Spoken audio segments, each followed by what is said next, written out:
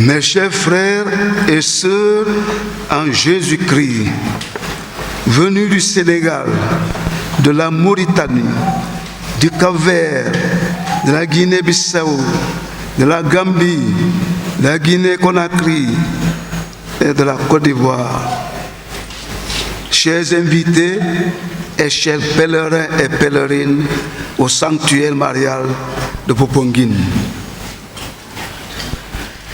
Le dimanche 10 février 2019, j'étais venu dans ce sanctuaire pour présider la célébration de la messe du pèlerinage des malades des 7 diocèses du Sénégal. Il y avait beaucoup de malades et pourtant, on ne saurait affirmer que tous les malades des 7 diocèses étaient présents à ce pèlerinage.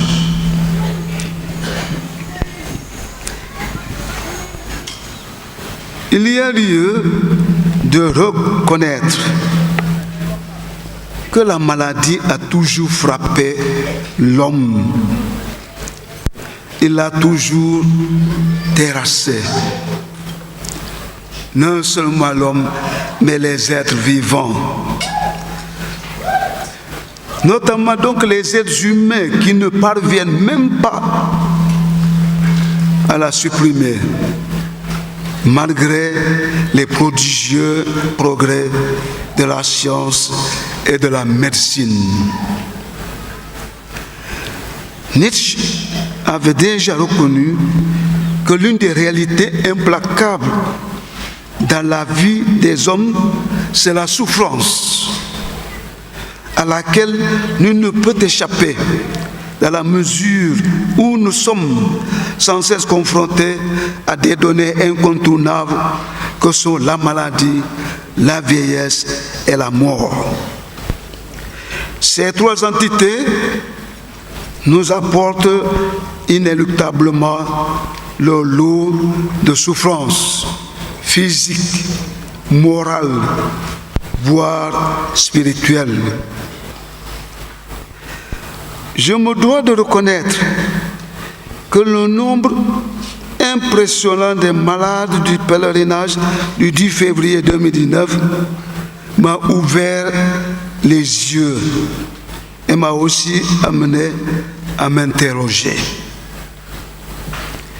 Est-ce que tant de maladies ne relèvent que de la volonté de Dieu, avec les fameuses expressions en wolof, Yàlla moo ko def, ou bien feebar affaire Yàlla la? Mes chers frères et sœurs, est-ce que vraiment nos responsabilités ne sont pas en quelque sorte impliquées? À vrai dire, certaines cuisines sénégalaises ont pris l'allure et la forme d'une fantaisie artistique, voire esthétique. Togg bu neex ci suñu gémmiñ waaye bu bon ci suñu yaram ndax dafay yàqu suñu wérgi yaram. En outre, ce nombre impressionnant de malades m'a aidé à percevoir la pertinence du thème de ce pèlerinage national au sanctuaire marial de Popenguine, savoir Marie notre Mère offre nos souffrances à Jésus.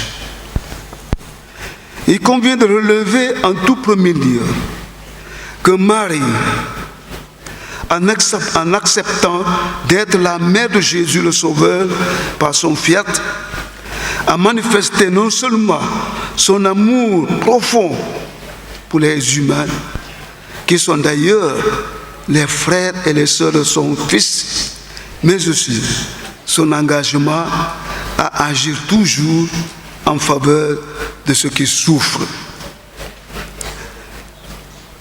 En effet, elle ne supporte pas de nous voir souffrir.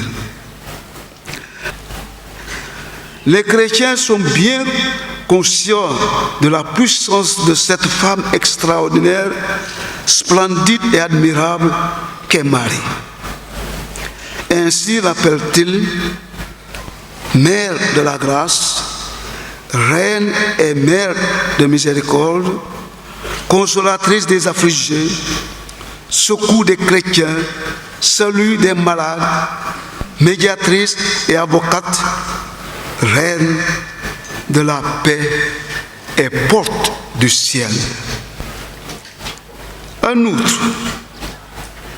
Marie elle-même n'était pas du tout dans sa vie sur cette terre exempte de souffrance et de douleur. Elle n'était donc pas étrangère à la souffrance et à la douleur des hommes. D'ailleurs, Siméon l'avait bien prévenu en ces termes. Quant à toi, femme, une épée transpercera l'âme. De ce fait, Marie porte le nom étrange de Notre-Dame des douleurs, pour signifier que malgré sa préservation du péché d'origine, elle a souffert en lien étroit avec son fils Jésus, qui s'est fait obéissant jusqu'à la mort et à la mort sur la croix.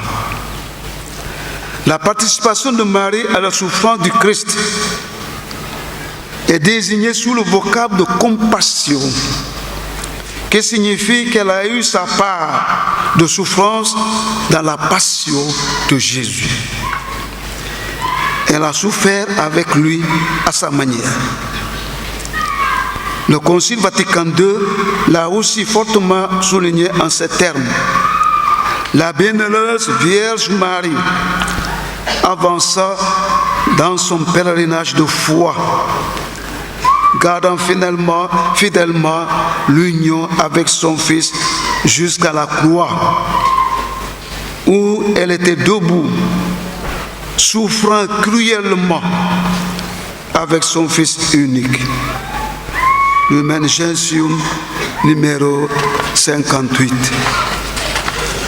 Le texte de l'évangile de ce jour nous montre Marie, la mère de Jésus, debout près de la croix où son fils était cloué. Mes chers frères et sœurs, y a-t-il une souffrance plus grande que celle d'une mère qui se tient près de son fils cloué sur le bois d'une croix, après une flagellation violente, avec une couronne d'épines, avec des injures, des moqueries et des crachats sur le visage? Je ne le pense pas. Chers frères et sœurs, nous pouvons en conséquence espérer obtenir gain de cause, la guérison, mais aussi et surtout le salut.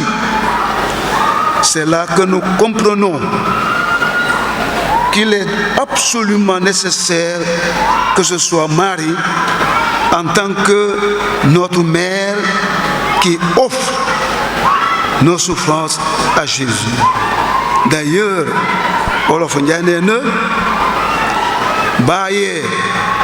baayu ñépp yaaye sa yaay.